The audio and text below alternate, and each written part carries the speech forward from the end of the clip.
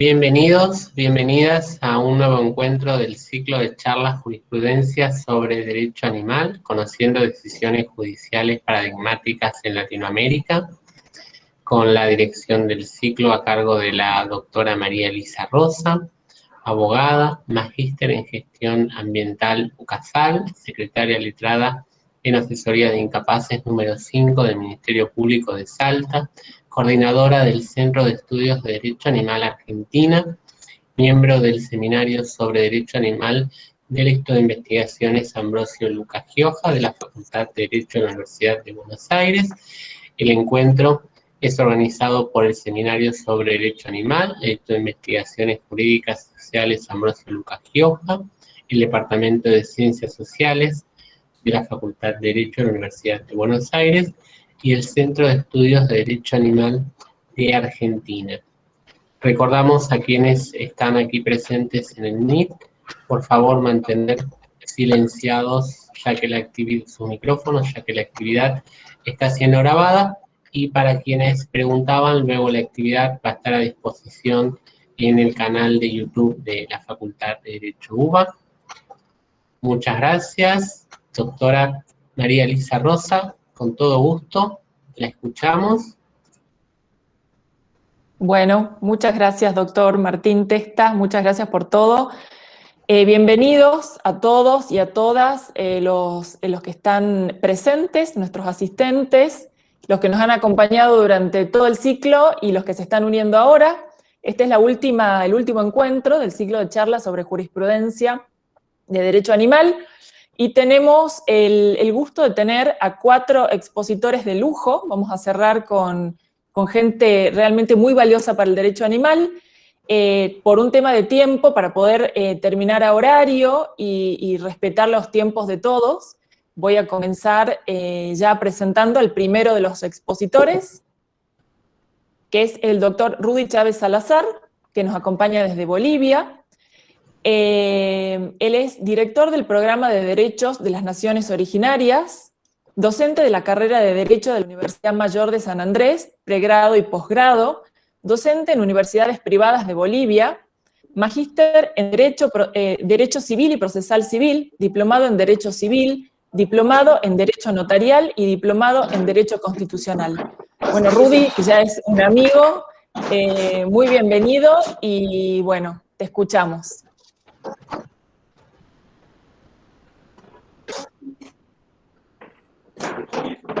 Gracias, muy buenas tardes a todos los que nos están siguiendo. Un saludo especial para nuestro Instituto Gioja y la Facultad de Derecho de la UBA. Muy agradecidos por la invitación. A ti, María Elisa Rosa, gracias. Realmente estos siglos son muy nutritivos para todos los que estamos en esta bellísima área. Saludar a nuestros colegas, a Brenda de México, a Duban, que nos van a acompañar también en las exposiciones de hoy.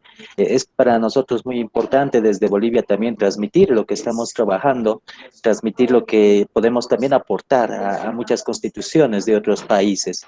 Me he permitido tener hoy día un material muy importante para poder explicar la jurisprudencia que manejamos en Bolivia. Y bueno, en principio decirles que nosotros como República de Bolivia en el nacimiento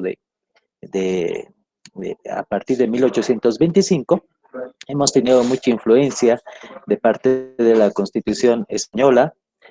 A partir de eso ha habido gran influencia en cuanto a que viene a una constitución que no se adecuaba a las necesidades reales de nuestras naciones originarias. Prácticamente ha habido unas revoluciones internas también aquí en Bolivia. Es por eso que la constitución fue muchas veces reformada. Inclusive el año 1952, hemos tenido revoluciones también muy importantes, donde por primera vez se admite el voto universal, el acceso de las mujeres también al sistema de voto y de participación. Entonces, hemos tenido grandes transformaciones, las cuales han sentido mucha necesidad también de reforma. Y precisamente desde el año 2006 hemos tenido convulsiones también en Bolivia, y el 2009 se crea y se modifica totalmente nuestra Constitución. Es decir, que desde febrero del 2009 tenemos la refundación en un Estado plurinacional de Bolivia, y también tenemos una constitución sumamente novedosa, basada también en principios filosofales de nuestros ancestros. Y principalmente voy a hablar de Suma Camaña, porque eso en Aymara, ¿no es cierto?, significa el vivir bien, el vivir en comunidad, el vivir en armonía, el vivir con todos los integrantes, también no solamente el ser humano, sino que todos los integrantes que participamos de este país, tendríamos la posibilidad del respeto a nuestras usos, tradiciones y costumbres, inclusive, y se crea, ¿no? Y eso es muy importante que ustedes lo sepan. Nosotros manejamos la justicia ordinaria tal cual hemos conocido desde Roma, ¿no? Y también tenemos la justicia indígena originario campesina. También se crea la justicia agroambiental, ¿no? Y tenemos acciones constitucionales novísimas, muy importantes, que también voy a mostrar acá, que viene a ser, por ejemplo, la acción popular, donde todos estamos habilitados para poder hacer una representación constitucional. Tenemos salas constitucionales precisamente especializadas para este ámbito. Y bueno, principalmente en esta rama, en este acápite que estamos hablando de la jurisprudencia en Latinoamérica, pues estamos trabajando recién en nuevos conceptos del derecho en esta región. Pero entonces, de acuerdo a esta introducción, podemos ver que el 2009 hay un cambio total. Tenemos una reforma de lo que viene a ser el comprender este nuevo estatus de vida, y también se crea la ley de la madre tierra. Es decir, nosotros manejamos el principio de la Pachamama, que es conocido también en muchos países como el principio más importante de hoy. ¿Por qué decimos importante? Porque realmente nuestras constituciones, y aquí hacemos la primera reflexión, las constituciones que tenemos lamentablemente no se han basado en principios de conservación del ambiente, ¿sí? Y lamentablemente hemos llegado a una destrucción y a una deforestación, y eso afecta también a todos los seres vivos que comparten con nosotros estas regiones. El tratar de vincular a todos los seres vivos en un sistema de comprensión de lo que viene a ser la Pachamama, el cuidado de nuestra madre tierra, reflexiona mucho acerca también del cuidado de los animales. Pero no hemos avanzado mucho en la creación de juzgados, tampoco de especialistas en lo que viene a ser el tratamiento del derecho animal, por ejemplo, tampoco en derecho ambiental. La Constitución lo dice, nuestra Constitución es muy buena. Si ustedes algún momento pueden leerla, la Constitución del Estado Plurinacional de Bolivia es filosóficamente armoniosa, pero el contenido mismo no se está trabajando en cuanto a su aplicación. Es decir, que todavía no hemos creado instrumentos jurídicos, instrumentos verdaderos, instrumentos que tengan esa eficacia. Entonces, no tenemos todavía, por ejemplo, fiscales especializados en derecho ambiental o fiscales especializados en derecho animal, tal como lo tenemos tal vez en otros países, y estamos trabajando en ello. También hay que explicarles que en Bolivia tenemos la ley de autonomías, la ley de descentralización, también la ley de deslinde jurisdiccional. Eso hace ver que todos los gobiernos departamentales, de los 9 departamentos que tenemos en Bolivia, y también los gobiernos municipales, ¿no?, de aproximadamente 230 en toda Bolivia, tienen la posibilidad de la creación de leyes, y es algo importante que estamos trabajando, porque nosotros, mediante nuestros gobiernos autónomos, podemos hacer la representación de estas normas, pero también hay un gran perjuicio, yo le digo así, porque la visión de nuestros gobernantes, lamentablemente, no están yendo a cumplir nuestra propia Constitución. Es por eso que es una llamada de reflexión también a nuestros compatriotas bolivianos, porque en todas las regiones deberíamos trabajar, y por eso me parece muy importante este aporte a la jurisprudencia.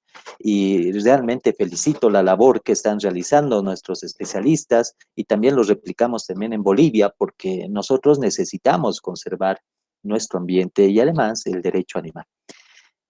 Con esto he tratado de mencionar también que las formas, a nuestros códigos más tradicionales, como el civil, por ejemplo, no se han dado todavía, se está trabajando, tenemos un nuevo gobierno ahora, y es por eso que estamos nosotros preocupados a que se puedan modificar. Y principalmente también en la Constitución se menciona la calidad de respeto a todos los seres vivos. El derecho a la vida es amplio, y es por eso que también nosotros entendemos y comprendemos que esta jurisprudencia debe ser más ampliada, y nuestros tribunales que se han elegido, nuestro Tribunal Supremo, el Tribunal Agroambiental, no están pudiendo no están trabajando, no están pudiendo organizar un sistema estructurado jurídico para poder hacer el uso correcto de la norma constitucional. Es un gran problema, sí, porque lamentablemente no tenemos especialistas que estén trabajando en esto, y también, reitero nuevamente, el carácter también es político, ¿no? La línea política muchas veces no tiene la intención de poder elaborar estas normas precisas. Sí se han creado, y ahora me voy a referir al derecho animal. Tenemos una ley de tráfico de vida silvestre prohibida, que lo deriva al ámbito penal, donde voy a mencionar algunas sentencias, pero también voy a mencionar que han habido muchos problemas en cuanto a las denuncias mismas. ¿Por qué? Nuestros conciudadanos, nuestros hermanos bolivianos, al desconocer tal vez estos propósitos de la Constitución, hasta el día de hoy siguen violando la normativa, se sigue traficando con animales. Es un gran negocio acá en Bolivia. Tenemos lugares de mucha diversidad. Bolivia es prácticamente un lugar donde tenemos la mayor cantidad de reserva animal, pero también la mayor cantidad de tráfico animal, ¿no?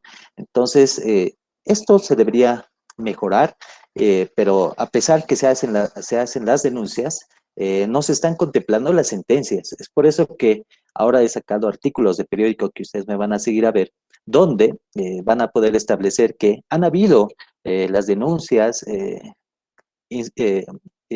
iniciadas, pero muy pocas han tenido resolución. También vamos a ver una acción popular constitucional donde no se da la tutela, porque lamentablemente no estamos viendo el ámbito estructurado de una jurisprudencia que haya sido emanada también por nuestro máximo Tribunal de Justicia. Entonces, quiero que me hagan seguimiento a los artículos que les voy a mostrar, y también tengo preparado algunos videos. Si nos da el tiempo voy a tratar de proyectarlos en lo que me corresponde de tiempo, pero también sería muy importante que ustedes reflexionen como colegas, que somos todos, que buscamos la máxima participación también de la justicia y la equidad en cuanto a la protección del derecho animal. Bien, me voy a permitir mostrar algunos artículos, los cuales he preparado para que ustedes puedan ver lo que está en Bolivia respecto a nuestra jurisprudencia. Y bien, les estoy compartiendo mi pantalla. Vamos a ir con las primeras lecturas, donde vemos algunos artículos importantes. Por ejemplo, esto. Tenemos 2 sentencias y más de 100 denuncias en 4 años. Es decir, que en 4 años, lamentablemente, de todas las denuncias, solamente 2 han llegado a sentencia, y eso es preocupante para nosotros, ¿no? Porque el comercio ilegal de animales ocupa el 3er puesto a nivel mundial, y en Bolivia, en la mayoría de los casos, están involucrados con ciudadanos chinos, ¿no? Tenemos personas de otros países que vienen a Bolivia y lamentablemente cometen mucho tráfico ilegal de acuerdo a la biodiversidad que tenemos y a la vida silvestre, ¿no? Este informe de la Fiscalía General del Estado nos hace ver que solamente 3 casos, solo 2 o 3 casos más que se encuentran con sentencia ejecutoriada desde el año 2014, frente a más de 100 denuncias, ¿no? También tenemos acá la participación del Colegio de Biólogos de La Paz, que manifiesta que el tráfico de animales silvestres, existen alrededor de 5 casos con sentencias ejecutoriadas, ¿no? Es importante también señalar que hay delitos muy grandes. Por ejemplo, de más relevancia ha sido la tenencia de 185 colmillos de jaguar que, bueno, se comercializaban dentro de un departamento de Bolivia. que viene a ser Santa Cruz, y bueno, están involucrados ciudadanos chinos, ¿no? El tráfico también internacional es muy grande en Bolivia, tenemos varias personas que ingresaron y trafican con toda clase de animales, y eso obviamente depreda, ¿no? Depreda como colmillos de jaguar, pieles, cráneos de otros animales, y bueno, es un tremendo daño que se hace principalmente en las regiones del norte paceño, de Beni, Rurrenabaque, Reyes, San Borja, Santa Rosa, Riberaltas, Buenaventura y Ixames, ¿no? Donde vemos esta vulneración de derecho animal, ¿no?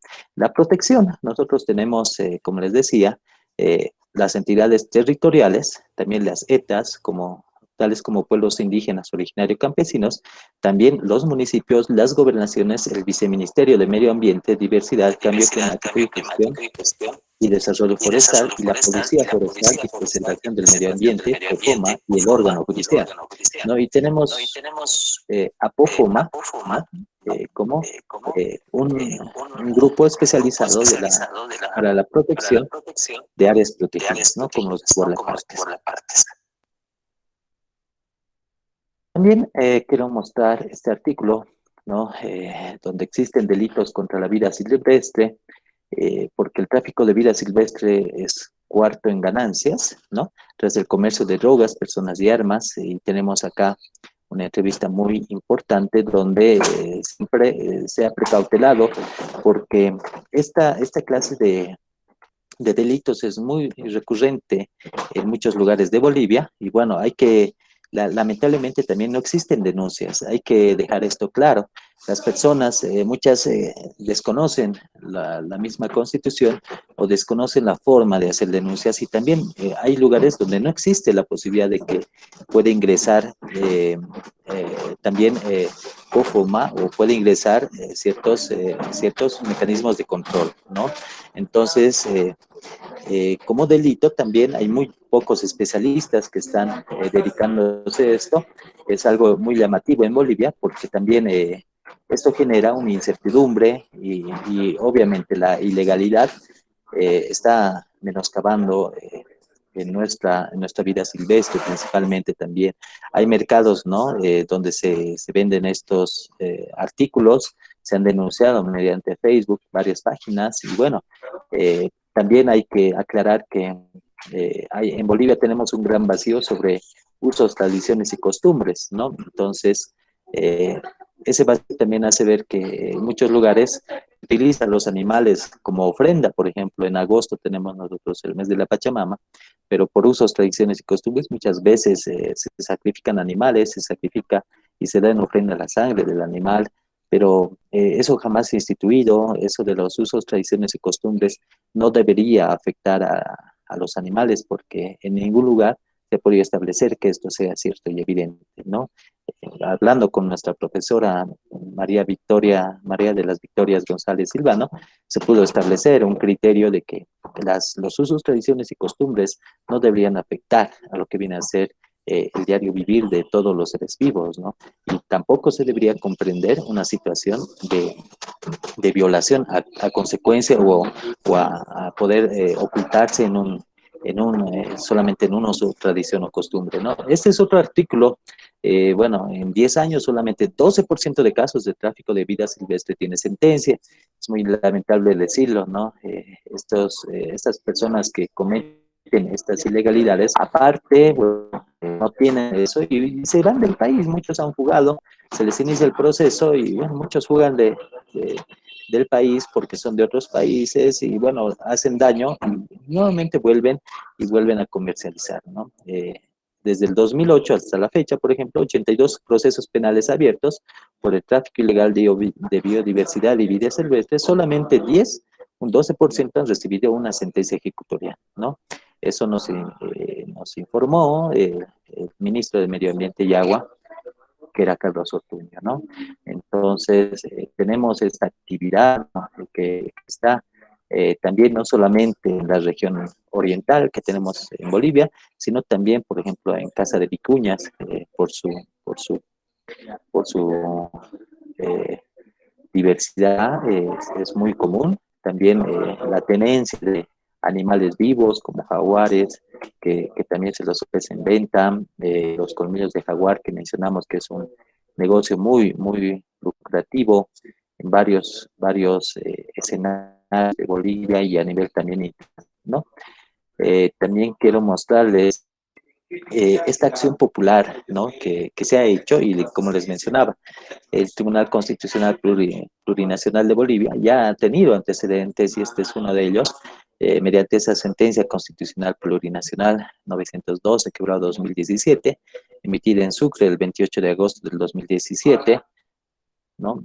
Donde vemos los fundamentos jurídicos principalmente accionados contra eh, el Ministerio de Salud, Medio Ambiente y Agua, de Educación, el Gobierno Autónomo Municipal de La Paz y el CEDES para poder eh, emitir políticas públicas orientadas a resolver la situación de perros callejeros en la ciudad de La Paz, ¿no?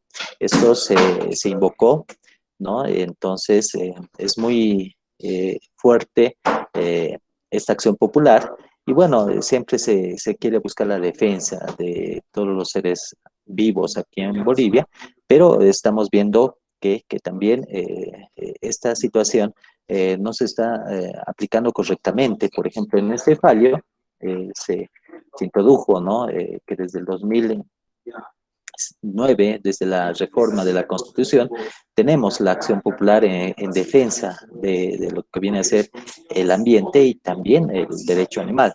En ese sentido, también se ha reconocido los poderes de los derechos fundamentales de carácter individual, individual colectivo y colectivo de las naciones y pueblos indígenas originarios campesinos, NPOC, ¿sí?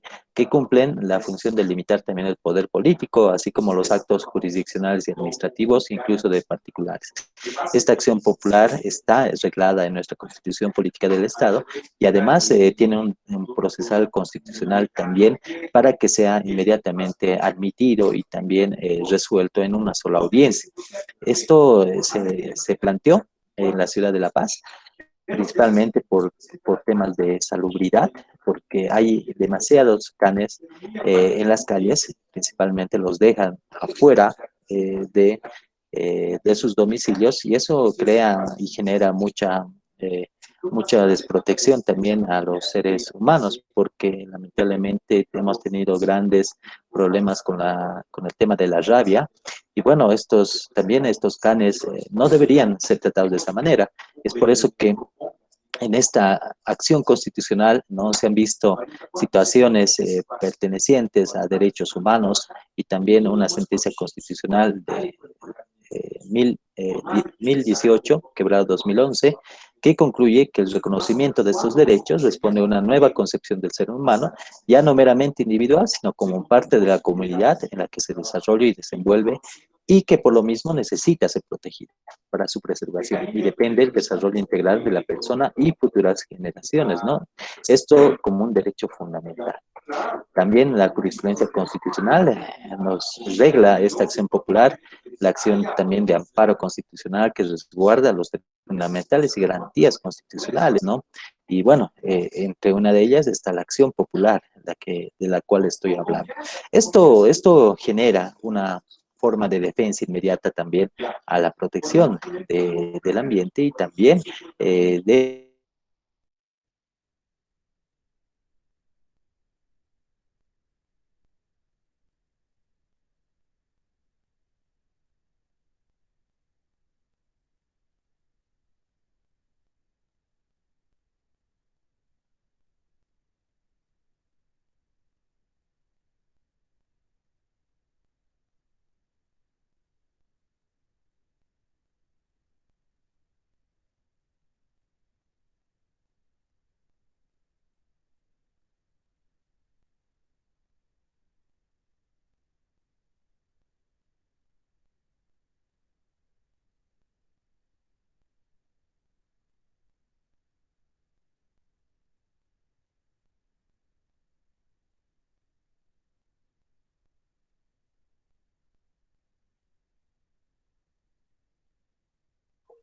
Martín, ¿puede ser que haya algún problema técnico?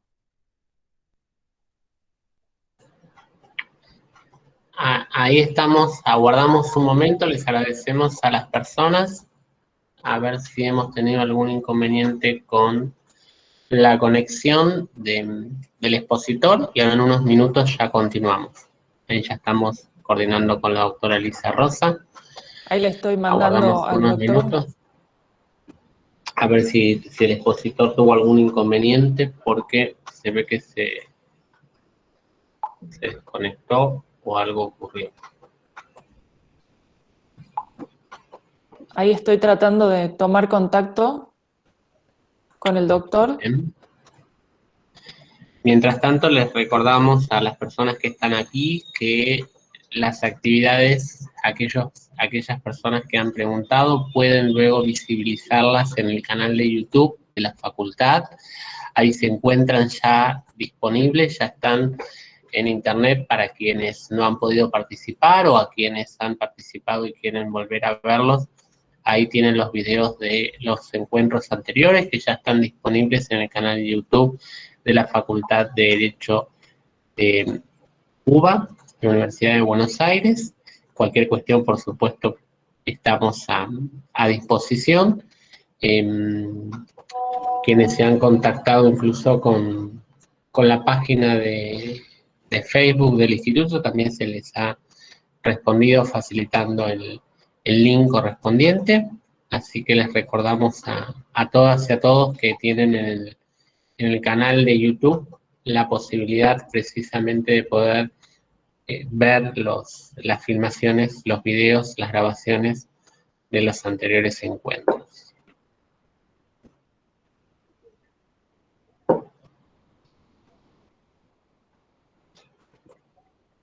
Admitimos recién al doctor Arrudi, expositor, que se volvió a conectar. Ah, bien.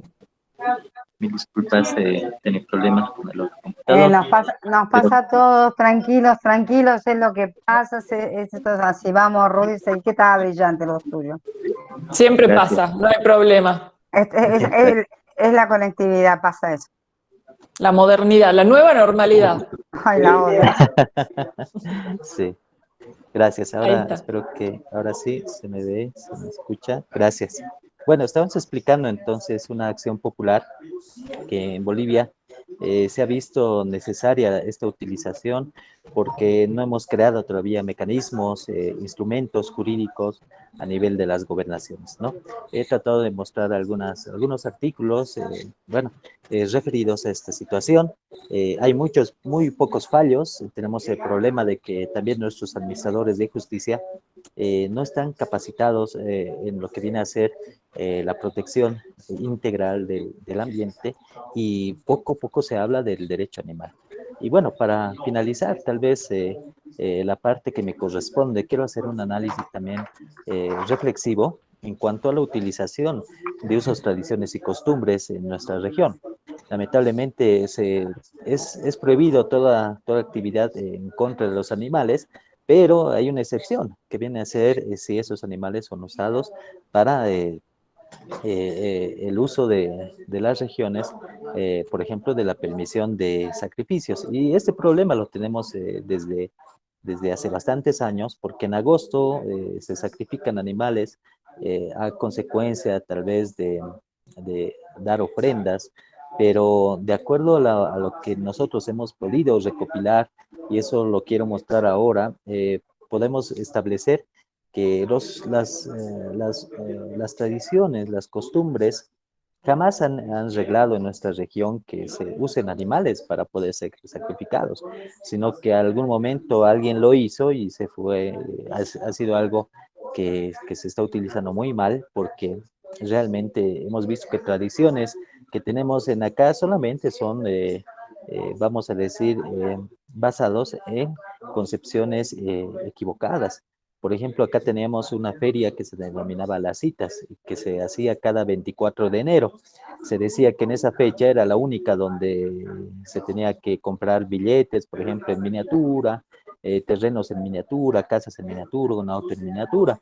Pero este año se ha suspendido por el tema del COVID en su segunda ola. Y ahora recién se ha hecho, ¿no? Estamos ya en abril, se tiene esa feria, pero se ha visto y es evidente que hay tradiciones que lamentablemente no tienen un fundamento estructurado, un basamento tal vez inequívoco de utilización, sino que hay tradiciones que han sido deformadas, lo vamos a decir así, porque desde que se ha concebido nuestras naciones en esta región, se tenía a los animales como seres vivos, seres vivientes, seres que también pertenecían a las divinidades, ¿no? Que no deberían ser ni siquiera tocadas, ni siquiera sacrificadas, ¿no? En el caso de también que nosotros tenemos una cultura muy, muy buena, desde Viracocha, desde Tiwanaku, desde los inicios, desde el lago Titicaca, donde ustedes pueden ver, si revisan todas las imágenes de Tiwanaku, como una forma monolítica inclusive que se ha podido perpetuar, de imágenes donde se veneraba mucho a los animales, principalmente al puma, al cóndor, y bueno, en nuestra región siempre se ha manejado el respeto. Los que comprendemos, los que hemos analizado tal vez este escenario, llamamos por eso siempre a la reflexión de que esos usos, tradiciones y costumbres también son equivocadas en muchos casos en Bolivia, deformadas, y siempre llamamos a la conciencia para que nosotros podamos utilizar de buena manera para adelante un criterio de respeto a todos los animales. Con esta parte concluyo mi participación y les agradezco nuevamente por la invitación y estamos siempre dispuestos a cualquier momento poder establecer criterios de reflexión. Y bueno, si es necesario, si alguien me escribe o me busca en Facebook o necesita alguna información, con gusto se los voy a pasar. Tenemos un artículo que vamos a sacar respecto a usos, tradiciones y costumbres, que tal vez va a ser muy importante, tal vez para muchos colegas. Por favor, estoy presto también para pasarles información. Les agradezco. Un saludo muy fuerte desde Bolivia. Toda la energía de los Andes, como decimos, en esta región para todos ustedes. Y bueno, un fuerte abrazo. Gracias. Muchas gracias, Rudy. Muchísimas gracias. A pesar de que se cortó un poquito, muy interesante tu charla realmente. Bueno, vamos a continuar. Después, bueno, ya sabemos que queda la última parte abierta para las preguntas para todos los expositores. Vamos a continuar con nuestras dos expositoras de México. Las voy a presentar a las dos, porque no sé qué orden van a tener ellas para hablar, así que voy a presentarlas y les voy a dar la palabra. Tenemos a Brenda Yesenia Olalde Vázquez. Ella es licenciada en Derecho por la Universidad Michoacana de San Nicolás de Hidalgo, con la tesis El reconocimiento de la personalidad jurídica de los animales no humanos en el estado de Michoacán de Ocampo, en el 2016. Es maestra en Derecho Procesal Constitucional, Programa Nacional de Posgrados de Calidad de Consejo Nacional de Ciencia y Tecnología por la Universidad Michoacana de San Nicolás de Hidalgo.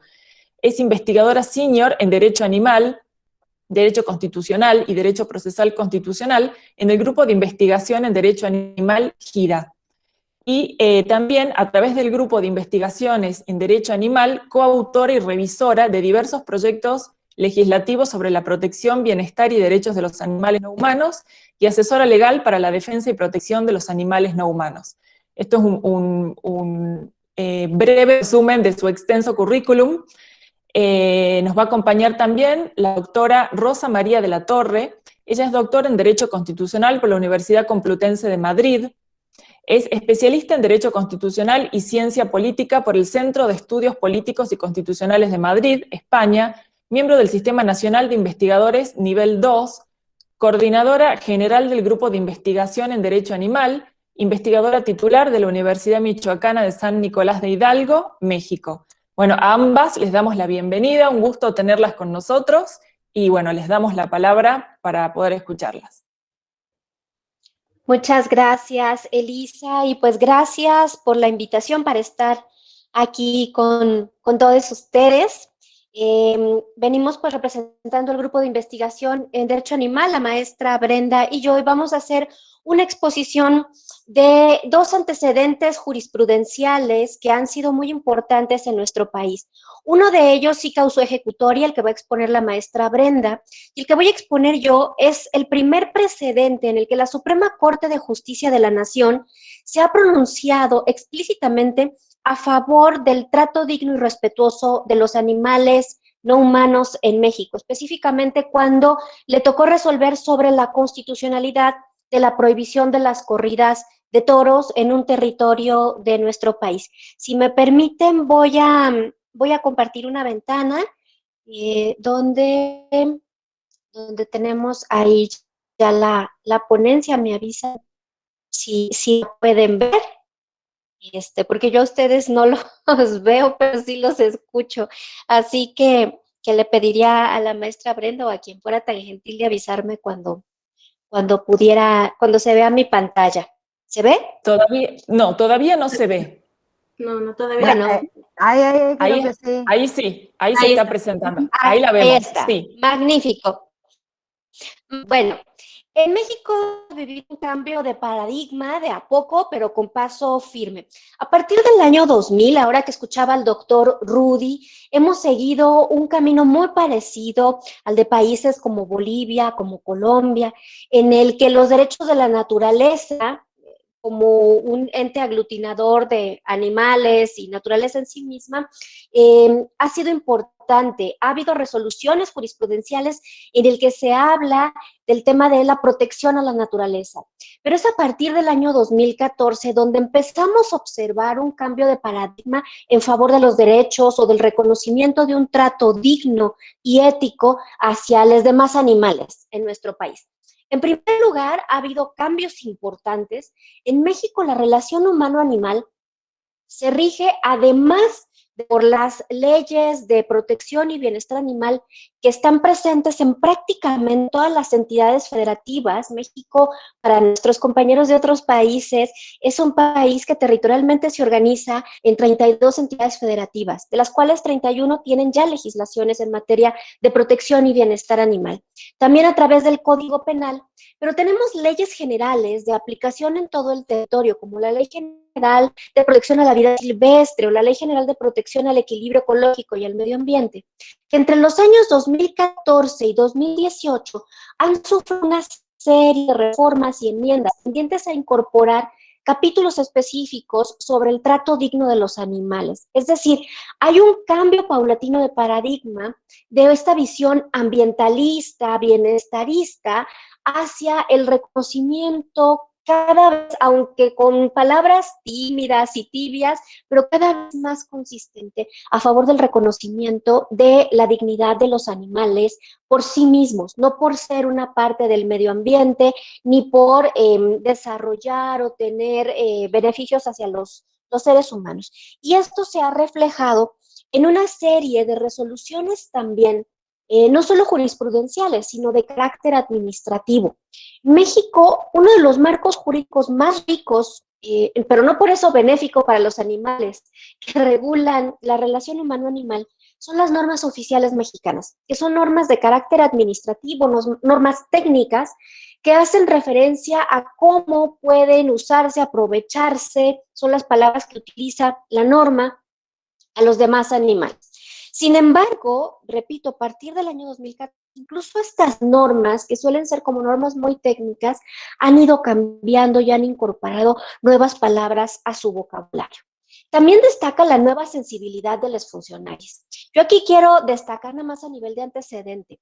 La Procuraduría Ambiental y de Ordenamiento Territorial de la Ciudad de México es un órgano administrativo descentralizado, si bien no es un órgano jurisprudencial, es un órgano técnico de consulta del propio gobierno de la Ciudad de México, que ha emitido resoluciones muy importantes a favor del trato digno y ético de los demás animales. Específicamente, yo les recomiendo, y si quieren les podemos compartir posteriormente el texto de esta resolución, el estudio técnico, científico y etológico que ellos denominan Informe sobre el maltrato animal en las corridas de toros de la Ciudad de México.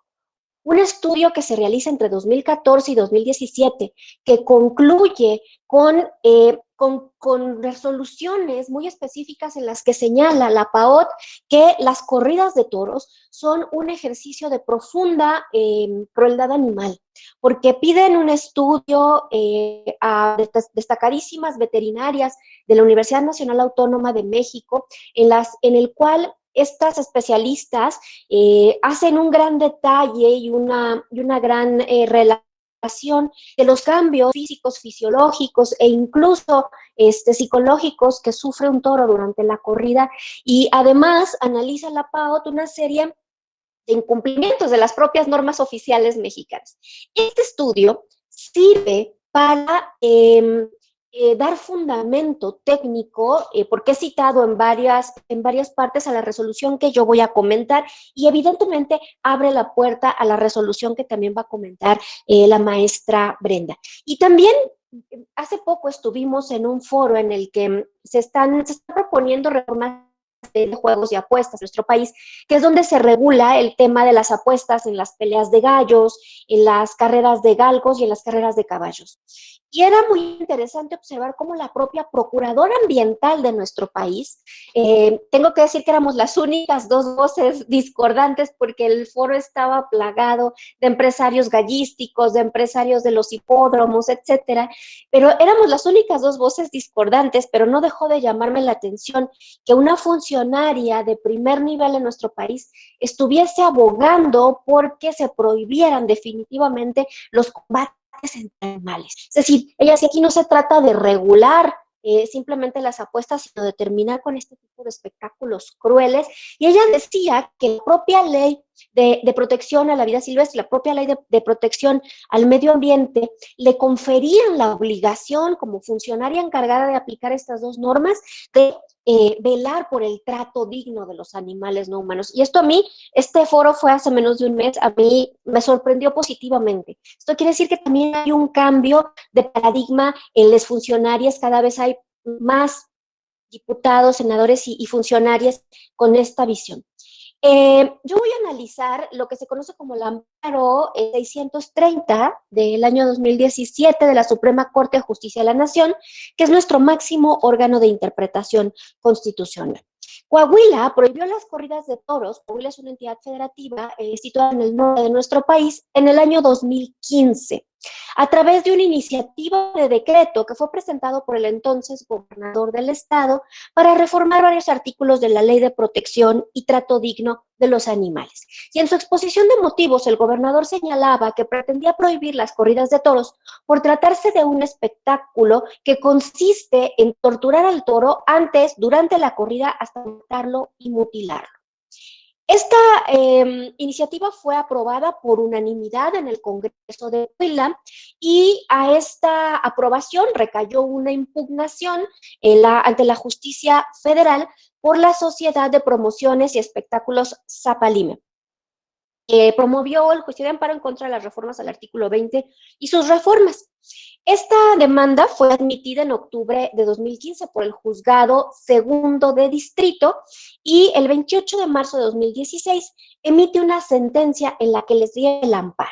Evidentemente, los quejosos, esta sociedad de promociones dedicada a organizar corridas de toros, jaripeos, novilladas, etcétera, solicita el recurso de revisión que recae en un tribunal colegiado, y este tribunal colegiado solicita que sea la Suprema Corte de Justicia de la Nación quien atienda y resuelva este asunto.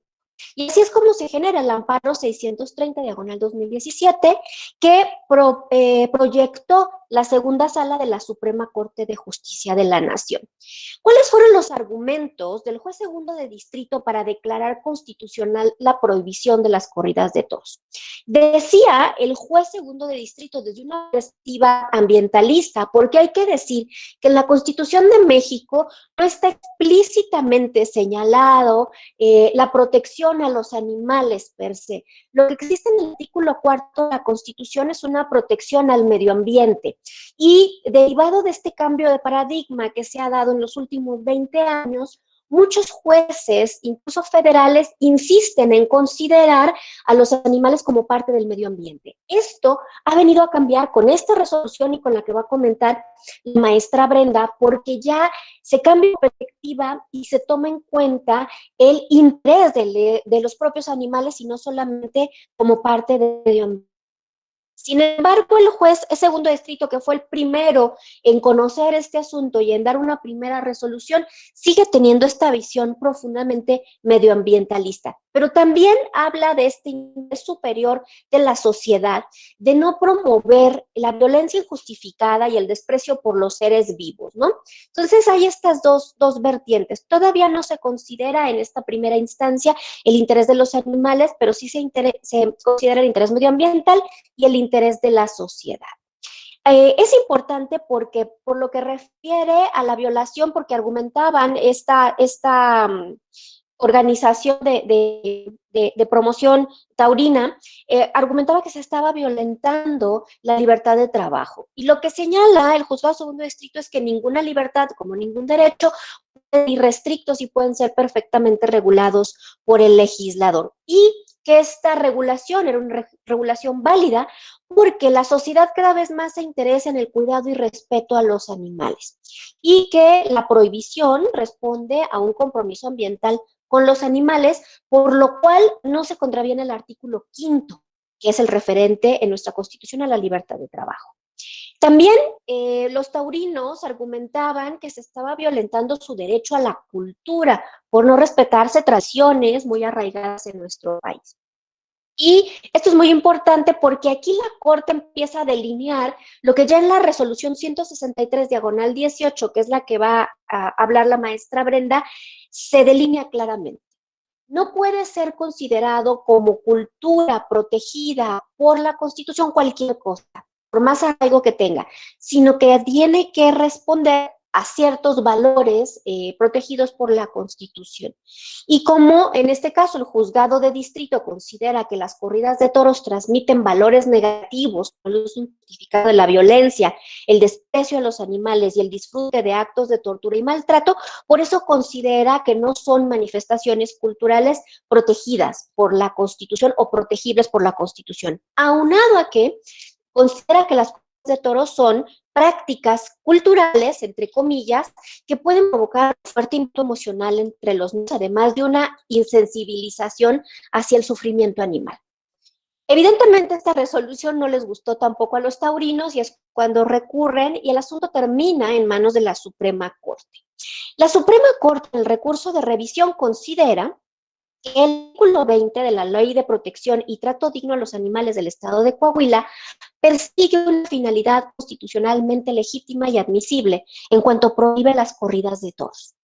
Rápidamente voy a hacer una revisión de estos argumentos. ¿Por qué? Porque estos argumentos abren una puerta muy grande al tema de la protección animal, pero desde la perspectiva del propio interés del animal. Lo que dice la Suprema Corte es que de la redacción del artículo 4 se advierte que la preservación y conservación de las especies es un concepto muy amplio que no se restringe solamente a proteger a las especies en peligro de extinción o a las especies vulnerables a desaparecer. Lo que dice la Corte aquí es que ese artículo 4 mandata a que se protejan todas las especies, independientemente de si son especies en peligro de extinción o no. La prohibición de las corridas de toros, por lo tanto, es un objetivo constitucionalmente válido porque tiende a proteger y a brindar un trato digno a favor de los animales. Esto representa un cambio de paradigma fundamental en nuestro país, porque la Corte señala que este cambio en nuestro país ha hecho que leyes federales cada vez más establezcan la obligación de brindar un trato digno y respetuoso a los animales para asegurar su protección. Además, la Corte en esta parte retoma el informe de la Procuraduría Ambiental que yo les señalaba en el inicio de esta charla y dice que las corridas de toros, si lo que dijo antes no fuera suficiente, violentan normas oficiales mexicanas sobre sacrificio humanitario de animales y sobre movilización de animales. Porque, por ejemplo, la norma oficial 033 en nuestro país señala que para sacrificar a cualquier animal, sea destinado para la investigación, para la docencia, para el consumo humano, deberá ser insensibilizado previamente. Y dice la Corte, en las corridas de toros esto no pasa. El animal, por lo contrario, es torturado sistemáticamente hasta producirle la muerte. La norma oficial mexicana 051 habla sobre la movilización de animales y señala que ningún animal herido o lastimado puede ser movilizado si no es en su propio interés y siguiendo una serie de especificaciones técnicas que la propia norma señala. Entonces dice, cuando a estos animales se les arrastra todavía moribundos, porque dice que es frecuente que en las corridas los animales no mueren inmediatamente, se está violentando esta norma. Y señala que si bien en nuestro país no se cuenta con una ley general o federal de protección animal de alcance nacional, en nuestro sistema jurídico, observa la Corte, sí hay todo un universo de normas tendientes a proteger a los animales. Por lo tanto, concluye la Corte, es constitucionalmente admisible y legítima la prohibición de las corridas de toros. Esto respaldado en el artículo 4 de la Constitución, pero además porque es el cumplimiento de normas generales que tienden a proteger y a brindar un trato digno a los animales. Por lo tanto, la Corte aquí hace una descripción de un principio constitucional implícito. Es decir, aunque no está explícitamente señalado en la Constitución, la Corte interpreta que tanto el artículo 4 como otras normas constitucionales permiten derivar que nuestro sistema constitucional protege a los animales para que reciban un trato digno. Y por lo tanto es válido restringir a la luz de este principio de trato digno a los animales cualquier otro derecho y libertades humanos, lo cual esto es un precedente pues sin ningún tipo de referencia en nuestro sistema constitucional. La Corte reconoce que las medidas a favor del trato digno de los animales deben ser graduales, porque uno de los argumentos que interpelaban los quejosos es que ¿por qué se habían prohibido las corridas de toros y no se había prohibido, por ejemplo, la charrería?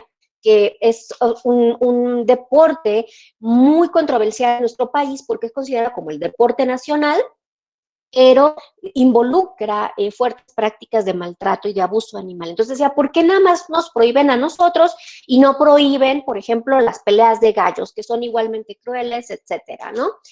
Lo que dice la Corte es que la adopción de medidas tendientes a alcanzar la protección y el trato digno de los animales deben ser graduales, porque para la adopción de estas medidas se requiere que haya un cumplimiento eficaz por parte de un universo muy grande de autoridades y de funcionarios, y por eso considera la Corte que estos esfuerzos deben ser de poco a poco, pero consistentes y no regresivos.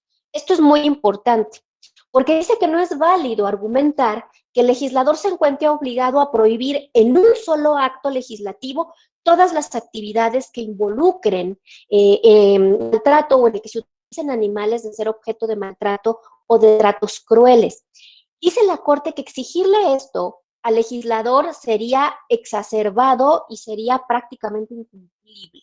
La Corte reconoce que el legislador tiene lo que se conoce como libertad configurativa para ir adoptando paulatina y progresivamente estas medidas que vayan combatiendo el maltrato y la tortura animal. Y señala que estas medidas no pueden ser regresivas. Y este apartado es importantísimo porque está dando al reconocimiento, al trato digno de los animales, la misma característica que tienen los derechos fundamentales reconocidos en nuestra Constitución para los humanos, que es la característica de la no regresividad. Una vez reconocidos, una vez adoptados constitucionalmente, no habrá argumento posible para retrotraerlos. Sobre el tema de la gradualidad, concluye la Corte que no es justificable y un argumento válido oponerse a la prohibición de las corridas de toros bajo el supuesto de que hay otros actos de crueldad hacia los animales.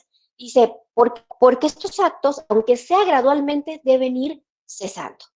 Así que esta resolución, y yo quiero decirles, hubiera sido un precedente muy fuerte, hubiera sido, utilizando el argot taurino, el puntillazo de muerte para las corridas de toros en nuestro país, pero se filtró este proyecto de resolución y los quejosos, la empresa taurina que había interpuesto la demanda de amparo, se desiste del amparo.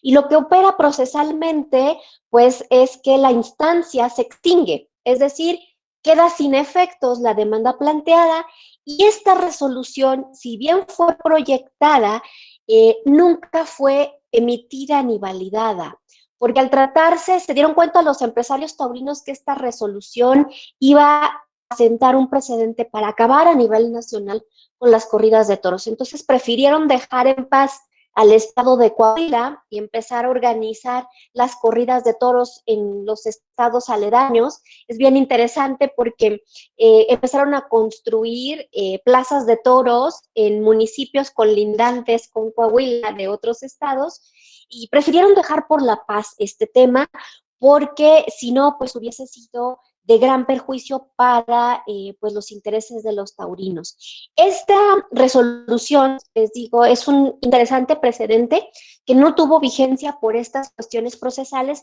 pero que abre la puerta pues de manera muy clara para los argumentos que la propia Corte, la misma sala, y un año después emite sobre el tema de la prohibición de las peleas de gallos, que es lo que nos va a comentar la maestra Brenda. Muchísimas gracias.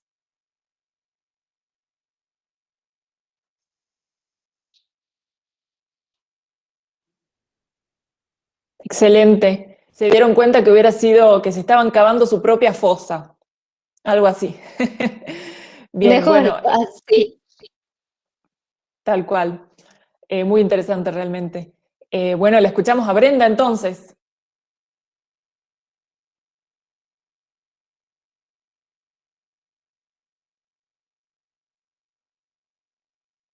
No puedo compartir mi pantalla porque está la pantalla de la doctora todavía habilitada.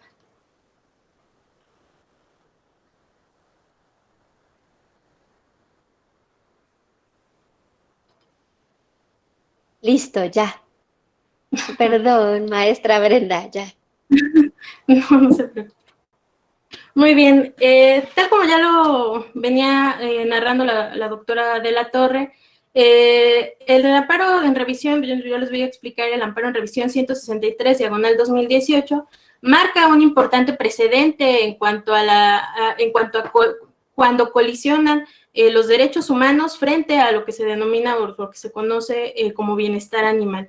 Que si bien es cierto, siempre ha estado esta duda, ¿no? En si reconocemos derechos a los animales, cómo funcionarían los derechos humanos, cómo se incorporarían y si estos vendrían a limitar, si serían más importantes que los derechos humanos o no. Entonces, pues bueno, la Suprema Corte de Justicia de la Nación establece un importante precedente, insisto, en este sentido, al determinar que sí puede haber una restricción, pero más adelante voy a mencionar cómo llega a esta conclusión, cómo hace un examen de un test de proporcionalidad con el objeto de cómo se pueden limitar estos derechos humanos frente a la protección del bienestar animal. Entonces, pues bueno, este amparo deviene de una serie de reformas en el año 2016 respecto a la Ley de Protección a los Animales para el Estado de Veracruz, en las cuales se hizo una serie de modificaciones, de adiciones, y también se amplió el catálogo de las actividades consideradas como ilícitas, o bueno, el catálogo de prohibición de prácticas crueles. En esta lista se incluyó la caza y la pelea de animales, la pelea entre animales, específicamente que bueno, también se habla de las peleas de gallos, pero deja fuera, excluye de esta lista de prácticas crueles o prácticas cruentas a las corridas de toros. Entonces, la Asociación Gallística, la Asociación Nacional Gallística, recurre al amparo, ya que consideran que están siendo vulnerados sus derechos, derecho a la propiedad, a la libertad del trabajo, la cultura, consideran que hay un menoscabo también, que esta ley puede traer un menoscabo en actividades económicas, pero también ellos apelan y alegan que se consideran como un grupo discriminado frente a las prácticas de tauromaquia, ya que estas prácticas, pues bueno, abro paréntesis, pues ellos mismos reconocen que es una práctica cruel, pero cierro paréntesis, pero las corridas de toros quedan fuera, quedan permitidas en este estado de excepción por parte de esta Ley de Protección de los Animales del Estado de Veracruz. Entonces, bueno, recurren, solicitan el amparo, y en la primera instancia el juez, el juzgador, resuelve a través de la interpretación y el análisis de estos derechos que consideran la Asociación Gallística como vulnerados, y él encuentra que estas tensiones recaen en las preocupaciones de la protección del medio ambiente. Les niegan el amparo, pero todo el análisis que hace en la primera instancia el juzgado 17º del Estado de Veracruz, pues redunda en que es imperante, o bueno, que se niega el amparo a la Asociación Gallística, derivado a que, pues bueno, la protección de los gallos, en este caso, pues está relacionada o está íntimamente relacionada a la protección del medio ambiente, que es lo cual la protección del medio ambiente está contenido en el artículo 4 constitucional. Sin embargo, pues bueno, al recibir al haber sido negado este amparo, pues bueno, la Asociación Gallística no queda conforme, solicitan la revisión de la sentencia. La sentencia, esta revisión la trae la Suprema Corte de Justicia de la Nación, y la Suprema Corte empieza a establecer también, desenmaraña todos estos derechos y todas estas libertades que la Asociación Gallística consideraba vulnerados. Y la Suprema Corte de Justicia de la Nación, a través de un examen de test de proporcionalidad, establece, bueno, parte de decir que ningún derecho es limitado, que es lo que ya nos comentaba la doctora de la Torre con el anterior caso.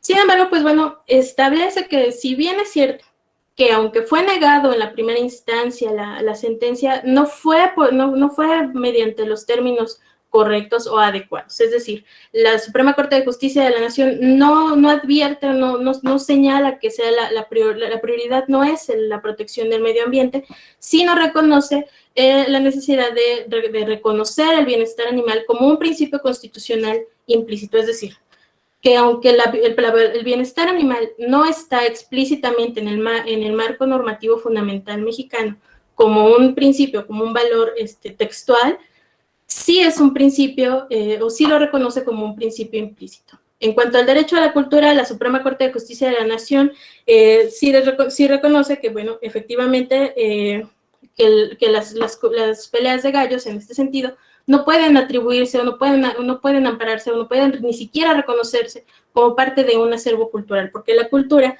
tiene que tener un efecto pacificador y armonioso.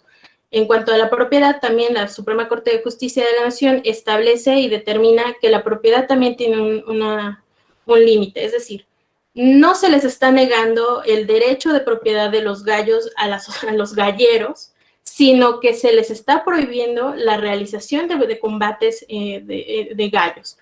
Y lo mismo en la libertad de trabajo. No les está restringiendo en ningún sentido la libertad y la opción, la libre autodeterminación de elegir alguna fuente de trabajo, la que ellos quieran. Lo único que se está prohibiendo a través de esta ley es el combate de aves.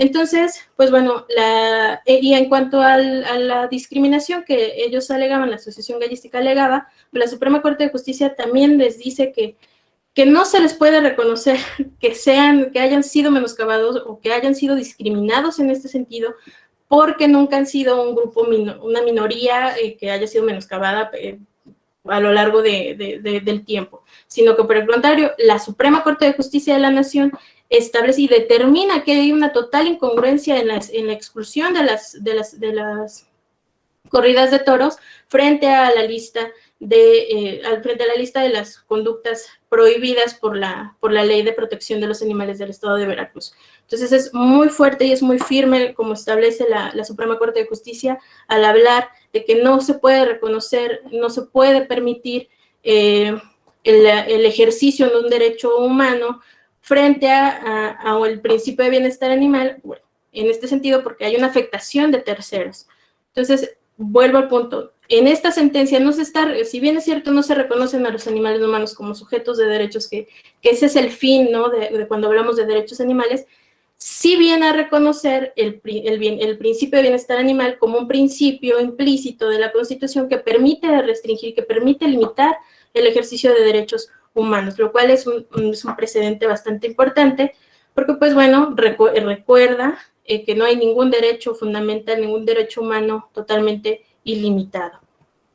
Entonces, la Suprema Corte de Justicia de la Nación, ya en sus considerandos finales, reconoce que la Constitución mexicana asume valores democráticos del pluralismo y el respeto a la dignidad y la autonomía de las personas.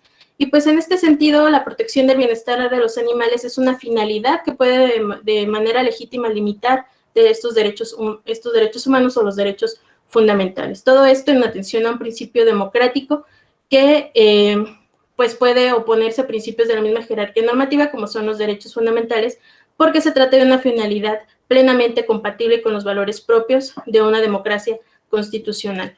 Entonces, insisto, la importancia de este precedente en principio es que reconoce el bienestar animal como un medio, como un espacio, como un principio que nos permite hablar de la necesidad de la protección de los animales, de la protección de los intereses de los demás animales, pero también la importancia recae en este ejercicio, en este test que hace para llegar a esta conclusión de que efectivamente el bienestar animal sí puede limitar estos derechos humanos.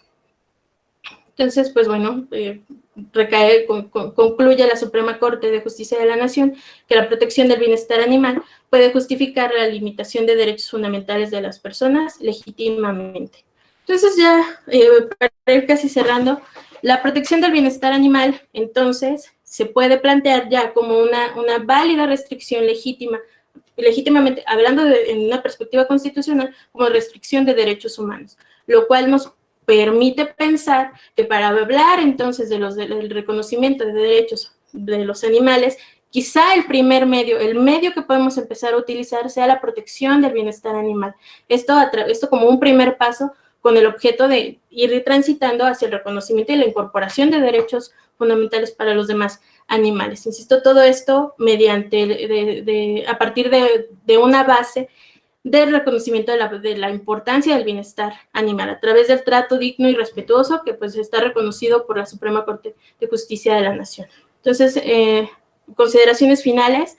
El amparo en revisión 163 diagonal 2018 de la Suprema Corte de Justicia de la Nación establece este paradigma, abre la posibilidad de limitar derechos humanos, derechos fundamentales frente al bienestar animal cuando exista esta colisión de derechos, recordando que no todos los derechos humanos son ilimitados, que por el contrario tienen un límite y que pues bueno, bien puede ser totalmente legitimado. ¿Qué necesitamos? ¿Qué es necesario en México a partir de esta sentencia? Pues evidentemente es necesario armonizar el marco normativo, darle congruencia, esta congruencia de la que habla la Suprema Corte de Justicia, dejar de excluir actividades que siguen lacerando a los demás animales, que la verdad transgrede y el objeto es ese, ¿no?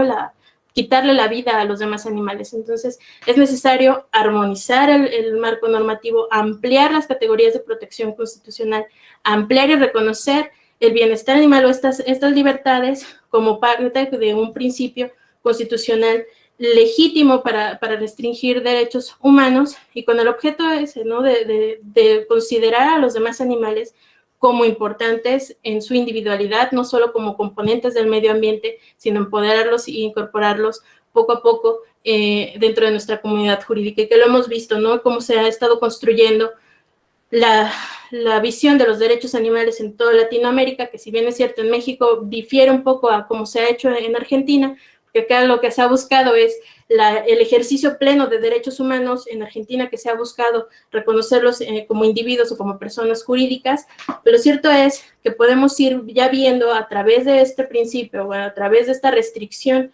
legítima constitucional, que cómo podemos ir construyendo las bases normativas, las bases constitucionales de incorporación de los derechos de los demás animales, la incorporación de ellos como sujetos jurídicos y como una categoría que tiene una protección constitucional. Entonces es necesario también que todos los lineamientos constitucionales reconozcan esta singularidad de los seres vivientes, no solamente como colectividades, sino como individuos con intereses que necesitan ser protegidos de manera constitucional. Bueno, por mi parte sería todo. Por parte del Grupo de Investigación en Derecho Animal sería todo. Muchísimas gracias.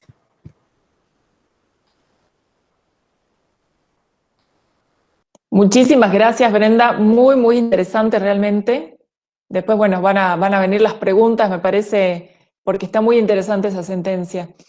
Bueno, tenemos que continuar con nuestro representante de Colombia, el doctor Milton Duban Monsalve Mantilla. Él es doctorando en Derecho por la Universidad de Girona, abogado, especialista y magíster en Derecho, autor y coautor de libros, capítulos y artículos académicos.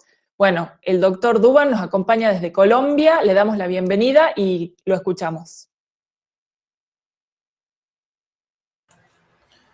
Bueno, buenas tardes. No sé si me escuchan bien, por favor, ¿me confirman? ¿Se está viendo la presentación? Ok. Sí, se está viendo perfecto, Doc. Todo bien. Bueno, muchas gracias. Bueno, pues primero extender nuevamente un agradecimiento al instituto por la invitación, evidentemente a la maestra Vicky, a Elisa, ¿cierto? Por tenernos en cuenta siempre desde Colombia. Para nosotros es realmente un gusto y sobre todo una responsabilidad compartirles un poco alrededor de los avances y los retrocesos en materia de derecho animal en Colombia, ¿no? Milton, esto es la culpa de Elisa, ¿eh? No, muchas gracias, realmente muchas gracias, y además es una gran responsabilidad pues ser el último expositor de este ciclo interesante de jurisprudencia, más habiendo escuchado a los compañeros que lo hicieron con tanta suficiencia, ¿no? Bueno, hoy principalmente pues trataré de ser muy respetuoso con el tiempo. Vamos a abordar un tema que es la caza deportiva de animales en Colombia, ¿cierto? Pero para ello pues primero hay que hacer algunas acotaciones alrededor de lo que significa en nuestro país la caza de animales, ¿no? Entonces, valga resaltar que la caza de animales en Colombia ha estado principalmente regulada, como ustedes lo están viendo en la presentación, por disposiciones específicamente de los años 70, ¿cierto? Nosotros tenemos un Código Nacional de Recursos Naturales que es de 1974, esa era de los 70 fue bastante fuerte, marcada en el tema de protección, no animal, sino ambiental en Colombia, y uno de ellos es el decreto 1608 de 1978, recientemente compilado por el decreto único reglamentario 1076 del 2015. No obstante, la caza de animales en Colombia pues también tiene unas disposiciones reglamentarias específicas, ¿cierto? Por decretos presidenciales del año 2000, del año 2015, del año 2005, perdón, más recientemente del año 2015, y por supuesto en ese escenario de regulación específico, pues también el Ministerio de Medio Ambiente, digamos que ha dispuesto de algunos actos administrativos referentes a su regulación. Recordemos que Colombia, a diferencia de Argentina y de México, es un estado unitario, ¿cierto? Por tanto, nosotros tenemos disposiciones legales y normativas pues que están centralizadas y que obedecen a la lógica de un estado unitario, evidentemente en todo el territorio nacional. Bajo esa perspectiva, este primer cuerpo normativo, que es el decreto 2811 del 1974, lo primero que nos va a establecer es que frente a los animales silvestres y específicamente frente a las actividades de preservación y manejo de la fauna, en nuestro país a partir del 74 se entienden que son de utilidad pública e interés social, y es importante que haga esta primera acotación porque previo a esta disposición en Colombia los animales tenían la categoría de bienes, de cosas por el Código Civil colombiano de 1873, y bajo esa perspectiva se permitía la explotación, digamos, ilimitada de los recursos naturales, entre los que se entiende también el recurso faunístico. Ahora, yendo puntualmente al tema de la caza de animales en Colombia, el decreto 1076 que les decía es el decreto único reglamentario en el sector ambiente en Colombia, pues nos va a establecer que la caza de animales hace referencia a todo aquel acto dirigido a la captura de animales, ¿cierto? Silvestre, ya sea dándoles muerte, mutilándolos, atrapándolos vivos, ¿cierto? Recolectando sus productos, o todo aquello que implique buscar, perseguir, acosar, aprender y matar individuos para recolectar sus productos. Incluso más allá, el código también entra a establecer que la cría o la captura de individuos especímenes de la fauna silvestre y la recolección, transformación, procesamiento, comercialización, transporte y almacenamiento de los mismos también hace parte de lo que se considera como el concepto de caza visto desde el punto de vista jurídico en Colombia. No obstante a ello, pues en Colombia principalmente hemos clasificado, ¿cierto? O tenemos algunos tipos de caza que realmente obedecen, ¿cierto?, al criterio de el ánimo de lucro, la subsistencia, la recreación, que es donde entraría la caza deportiva, los fines de investigación y experimentación, y la regulación de la población de animales. Bajo ese contexto, entonces, nosotros desde 1978, insisto, con norma que ha sido recientemente compilada en el decreto reglamentario 1076 del 2015, entonces, principalmente vamos a establecer las siguientes categorías de caza de animales en Colombia. La primera de ellas es la caza de subsistencia, ¿cierto? Entonces, en Colombia se tiene dicho que la caza de subsistencia no requiere autorización. No obstante a ello, pues evidentemente dicha caza por subsistencia debe practicarse de forma tal que no ponga en riesgo al recurso natural, en este caso al recurso faunístico. No se requeriría ninguna autorización, pero evidentemente debe ser una caza que, digamos, se ejerza únicamente con fines de subsistencia y a través de medios tradicionales y no de medios comerciales o industriales, ¿cierto? Digamos que es el primer escenario de caza de animales, que es un escenario por allá arcaico, propio de, digamos, no de sociedades modernas y cosmopolitas como la actual, sino más bien de sociedades rurales, teniendo en cuenta que nuestro país también es un país bastante rural y bastante agrícola. Por su parte, contrario sensu, tenemos la caza de fomento, ¿cierto? Y entonces en esa caza de fomento sí que es evidente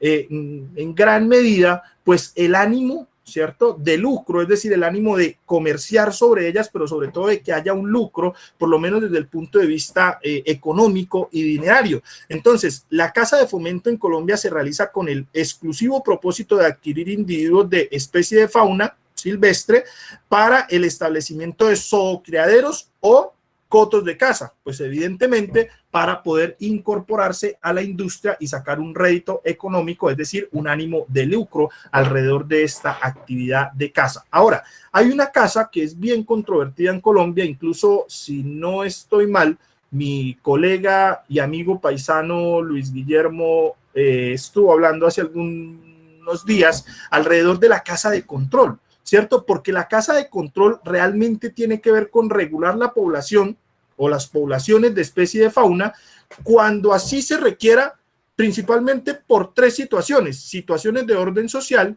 situaciones de orden económico y situaciones de orden ecológico, ¿cierto? En cuanto a las situaciones de orden social, es decir, de la caza de control de animales de la fauna silvestre por razones sociales, se dice que es para prevenir o controlar enfermedades. Por carácter económico es por la necesidad de prevenir o controlar plagas que afecten directamente o a otros animales o que afecten directamente las actividades agropecuarias. Y desde el punto de vista ecológico es la necesidad de regular el crecimiento de alguna población determinada de animales por razones de protección de la misma especie o de otras especies animales o de otras especies de la fauna silvestre. Entonces, fíjense que hasta acá hemos visto cómo en Colombia hay principalmente tres tipos de caza, o por lo menos son las que hemos estudiado: la caza de subsistencia, la caza de fomento, la caza de control. La caza de control, digamos que con tres variables. Ahora, específicamente en Colombia, se está presentando un caso particular, ¿cierto?, que yo sé que ustedes tal vez lo han escuchado, y es con el crecimiento de la población de hipopótamos alrededor de la hacienda Nápoles, que es aquella hacienda de nuestro pasado oscuro, ¿cierto?, de el narcotraficante Pablo Escobar, que tenía entre sus, llamémoslo de alguna forma, entre sus problemas mentales, pues el hecho de importar animales que no son propios de nuestro ecosistema para su recreación. Los hipopótamos llegó a un punto donde pues obviamente hay una densidad muy grande alrededor de ellos, y en estos momentos en Colombia se está discutiendo qué hacer, digamos, con esta población de animales. Algunos hablan de que se hace necesario aplicar la caza de control por alguna de estas tres razones, y por el contrario, pues hay otros quienes se encuentran en la orilla de defender a los animales en la medida en que pues la opción de cazarlos y quitarles la vida pues no parece bastante racional, y mucho menos en estos momentos. Entonces, solamente como para ambientar un poco la explicación alrededor de los tipos de caza que hay en Colombia. Y por supuesto está la caza comercial, ¿cierto? No es una mentira, no lo podemos negar, es una caza que se da innegablemente en Colombia. Se da pues principalmente en razón de autorizaciones a personas naturales o jurídicas, ¿cierto? Evidentemente con un beneficio económico, ¿sí?, hay algunos procedimientos que están regulados en donde se debe tramitar y obtener licencia por parte de las corporaciones ambientales, digamos que es la figura institucional que existe en Colombia, que dan los licenciamientos para la casa comercial en Colombia, ¿sí? Para poder acceder a la propiedad sobre este recurso natural. Recordemos que en Colombia desde el año 1974 también los recursos naturales son de propiedad del Estado, por tanto el recurso faunístico es de propiedad del Estado, por tanto quien desee explotar el recurso faunístico requiere un trámite, un licenciamiento y una autorización por parte de las instituciones, evidentemente, del Estado colombiano. A estas figuras específicas respecto de la casa comercial en Colombia se le conoce como el establecimiento de zoocriaderos, ¿cierto? Teniendo en cuenta que evidentemente pasan por un periodo de licenciamiento, una tramitación de autorizaciones, y solamente en estos espacios en donde se permite directamente los zoocriaderos es también donde se puede cazar de los mismos y se pueden usufructuar económicamente. Ahora, más recientemente nosotros encontramos el decreto 4688 del 2005 y la sentencia T760 del 2007. Solamente los quiero mencionar como un antecedente que nos habla un poco alrededor de los tipos de caza y las diferenciaciones que hay entre ellas. Ahora, a nosotros nos convocaron principalmente a hablar de jurisprudencia relevante alrededor de derecho animal en Colombia. En ese sentido, la sentencia que yo quise escoger para compartirles a ustedes, pues tiene que ver con la caza deportiva de animales en nuestro país. Pero antes de eso, expliquemos que en Colombia la caza deportiva de animales por mucho tiempo también estuvo regulada específicamente en el decreto 1608 de 1978, insisto, se encuentra actualmente compilado en el decreto único reglamentario 1076 del 2015, y en ella se estableció la posibilidad de crear cotos de caza, ¿cierto?, destinados al mantenimiento, fomento y aprovechamiento de especies de la fauna silvestre, ojo con esto, para la caza deportiva, ¿no? Sin que tenga ningún fin lucrativo. Eso es lo que lo hace, digamos, diferenciarse de la caza comercial, de la caza de fomento e incluso de la caza de control. Es decir, en la caza deportiva de animales, por lo menos para nuestro país, ahorita seguramente dialogaremos qué sucede en Argentina, pero por lo menos en nuestro país la caza deportiva de animales no tiene ánimo de lucro, sino que sencillamente el objetivo que se persigue es el objetivo del deporte y la recreación. Por lo menos así estaba estatuido desde nuestras leyes y nuestros actos administrativos. Incluso se decía para nuestro país que la caza deportiva de animales se otorgaba a través de un permiso, valga la redundancia, personal e intransferible, pero con la posibilidad, incluso desde el punto de vista legislativo y reglamentario, de que existieran también excursiones de caza en las cuales, pues evidentemente se daban permisos grupales o colectivos. Ahora, nosotros tenemos un estatuto animal que data de el año 1989. Recordemos que la Constitución Política de Colombia es de 1991, es decir, el Estatuto Animal es 2 años antes de la expedición de la Constitución Política de nuestro Estado Social de Derecho de 1991. Y principalmente en esa ley 84 del 89, ojo con esto, se dispusieron algunas normas relativas a las medidas contravencionales por maltrato animal. Es decir, en Colombia por primera vez se habló de maltrato animal en 1989. Lo que sucede es que el tratamiento que le daba el ordenamiento jurídico no era el de delito, como existe actualmente con la ley 1774 del 2016, sino que sencillamente frente a las conductas que entrañaran maltrato animal, se establecían contravenciones con sanciones de carácter económico. Recientemente, con la ley 1774 del 2016, además de fortalecer el catálogo de sanciones monetarias o económicas por conductas que entrañen maltrato animal, nosotros creamos en Colombia el delito de maltrato animal. Entonces, digamos que frente a conductas que entrañen maltrato animal, en Colombia se puede escoger 2 vías: la vía contravencional o policiva, que lleva al derecho administrativo sancionador con multa económica, o la vía del derecho penal, del jus puniendi más fuerte del Estado, que es el derecho penal, que evidentemente entraña también pues una pena privativa de la libertad. Para los que quieran ahondar en ese tema, yo tengo por ahí un artículo que justamente habla del delito de maltrato animal en Colombia, ¿cierto? Y que lo pueden revisar o se los puedo compartir más adelante.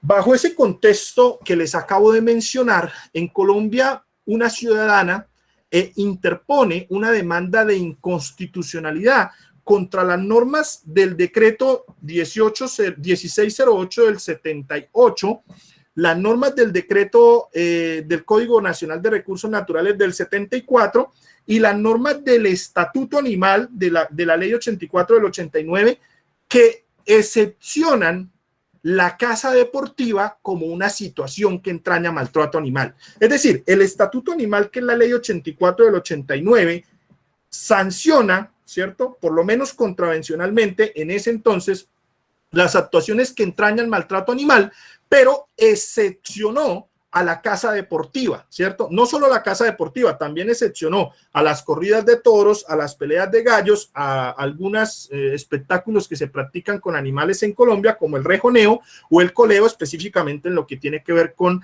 la llanura del Estado colombiano. Ahora, en la sentencia C045 del 2019, la Corte Constitucional Colombiana, recordemos que en Colombia, pues principalmente nosotros tenemos tres grandes cortes, ¿no? Una Corte Suprema de Justicia encargada de la jurisdicción ordinaria, una Corte Contencioso Administrativa que realmente le llamamos el Consejo de Estado colombiano y la Corte de Cortes, que es la Corte Constitucional Colombiana. Aquí permítanme hacer una precisión histórica. La Corte Constitucional Colombiana nació con la Constitución de 1991, pero la acción de inconstitucionalidad como tal, nosotros incluso fuimos de los primeros países en el mundo en establecer este derecho, incluso deber ciudadano, de demandar la inconstitucionalidad de las normas cuando sean contrarias a la ley.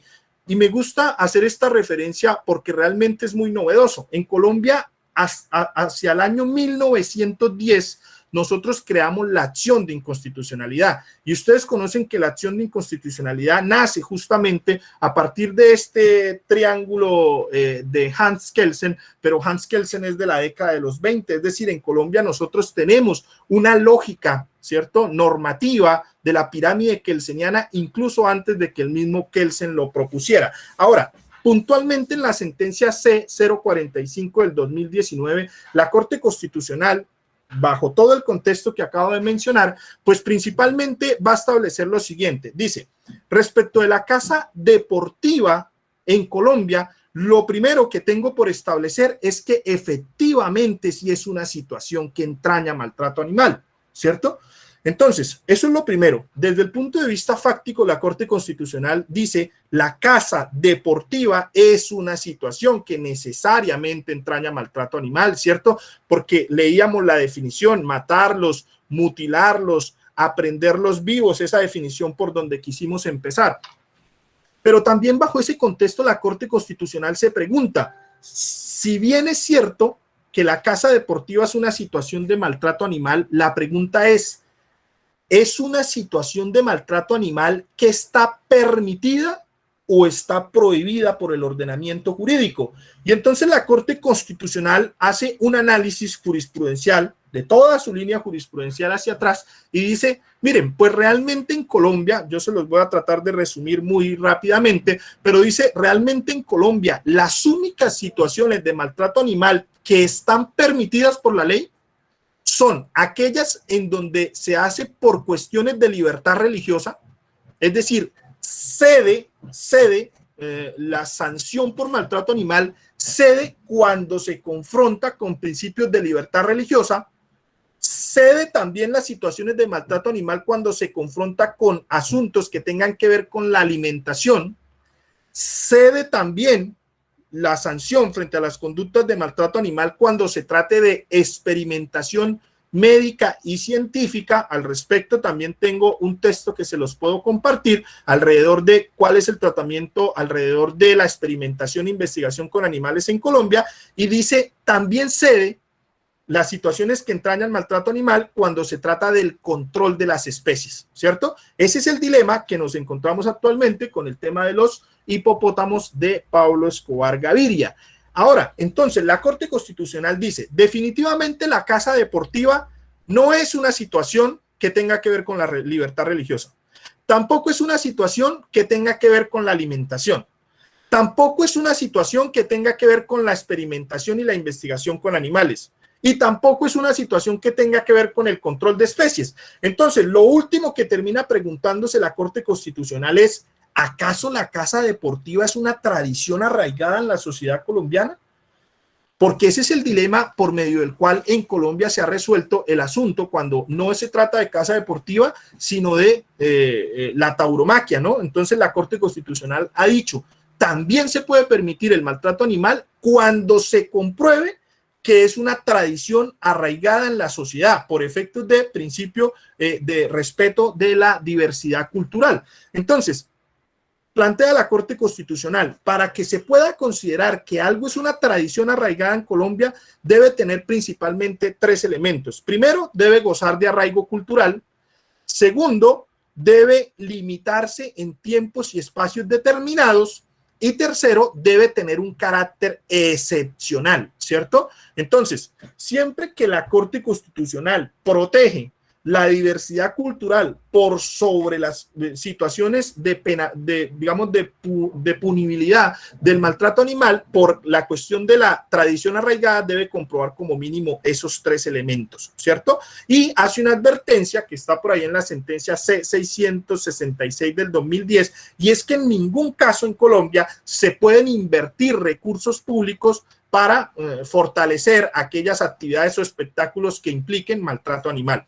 No obstante a ello, la situación fáctica que se presentó en la demanda de inconstitucionalidad superó esta visión en la medida en que se logró demostrar principalmente que en Colombia, desde el año 2000, por lo menos al 2014, no se dieron registros, no se dieron autorizaciones frente a los cotos de caza que permitirían, evidentemente, la realización de la caza deportiva. Es decir, hay un elemento material probatorio que se logró demostrar y es que no se habían dado esos permisos. Luego, si la caza deportiva no es para proteger la libertad religiosa, no es por razones de alimentación, no es por investigación y experimentación con animales, tampoco es por el control de especies y tampoco es una tradición arraigada en la sociedad colombiana, pues evidentemente lo que entra a decidir la Corte Constitucional es que entonces la caza deportiva en Colombia no tiene ningún sustento desde el punto de vista normativo, desde el punto de vista jurídico y desde el punto de vista jurisprudencial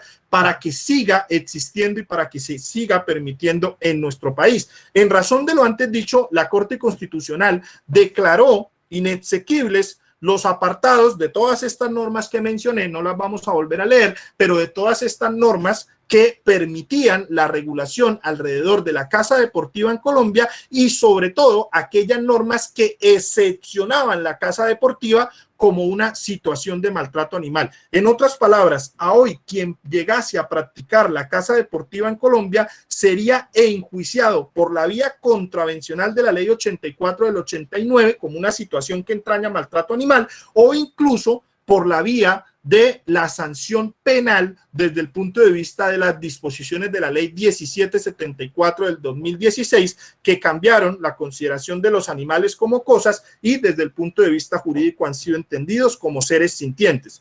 Entonces, bajo ese contexto me gustaría terminar, ya estoy sobre el tiempo, sencillamente mencionándoles o leyéndoles un apartado de la Corte Constitucional. Palabras textuales de la Corte Constitucional dice: el sacrificio de la vida de un ser vivo por el hombre es una forma extrema de maltrato en cuanto elimina su existencia misma y es un acto de aniquilamiento. La muerte de un animal es un acto de crueldad, pues supone entender que el animal es exclusivamente un recurso disponible para el ser humano. La caza deportiva, en fin, es un acto dañino en cuanto está dirigido a la captura de animales silvestres, ya sea dándoles muerte, mutilándolos o atrapándolos vivos. Y bajo el entendido o bajo el criterio de una constitución viviente, de una constitución dinámica, no de una constitución estática, como quieren algunos, sino de una constitución viviente que obedece también a las lógicas de los cambios epistemológicos al interior de la sociedad, pues entonces la Corte Constitucional entra a definir que efectivamente la casa deportiva en Colombia entraña maltrato animal y no se encuentra dentro de ninguna de las excepciones que permiten el maltrato animal a razón de las situaciones que mencionamos en la filmina anterior. Es por ello que en Colombia actualmente las disposiciones normativas que permitían la caza deportiva de animales han sido expulsadas del ordenamiento jurídico y nos queda trabajar mucho por las situaciones que desde un punto de vista clandestino o ilegal se puedan permitir en nuestro país. Muchas gracias.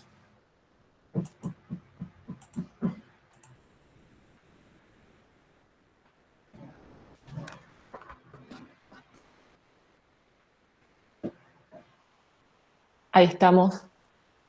Buenísimo, bueno. Doctor Duban, como siempre, excelente. Muchísimas gracias por su exposición. Muy interesante. Bueno, estamos con el tiempo impecable, la verdad. Tenemos tiempo para las preguntas, para aprovechar para las preguntas para todos los expositores. Así que, bueno, pueden hacerlas levantando la mano a través del chat. No sé si ya hay alguna.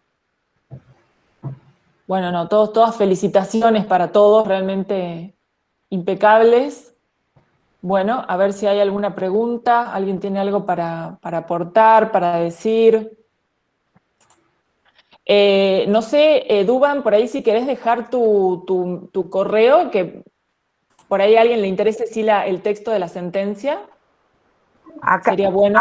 Ahí ya tenés una pregunta, te la están haciendo por... Sí. ¿A qué se refiere en la excepción con lo de la religión? Consulta para el doctor Duban.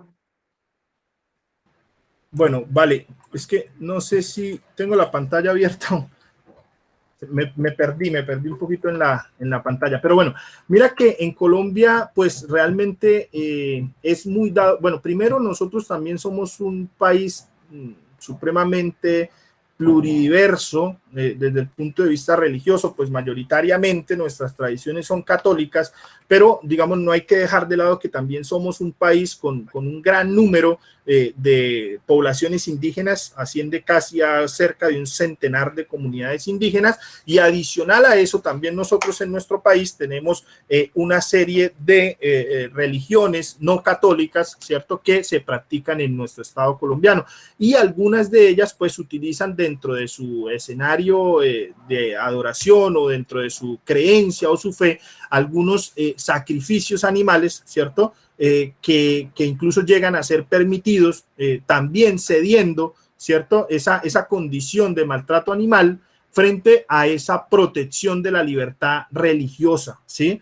Entonces, eso sucede en nuestro país, son situaciones que se presentan desde el punto de vista fáctico. Incluso a mí se me olvidó un poco mencionarles a ustedes que si bien en Colombia no se habían dado permisos, ¿cierto?, para caza deportiva, eso no quiere decir que no se practicara. Lo que pasa es que nosotros en nuestro país somos, digamos que somos expertos en infortunadamente, pues en que una cosa dice la norma, una cosa dice la jurisprudencia, una cosa dice la Constitución y otra cosa dice la realidad, ¿sí? Y a mí siempre me gusta poner el ejemplo de decirle a las personas, si fuera pues porque la legislación resolviera todo, en nuestro país hace mucho tiempo está abolida la pena de muerte y el derecho a la vida es inviolable. Y pues ya conocen ustedes la historia infortunada que tenemos alrededor, incluso de los homicidios, no solamente a defensores de derechos humanos, sino específicamente algo que siempre me gusta llamar la atención en los espacios que tengo oportunidad de disertar, y es que en Colombia realmente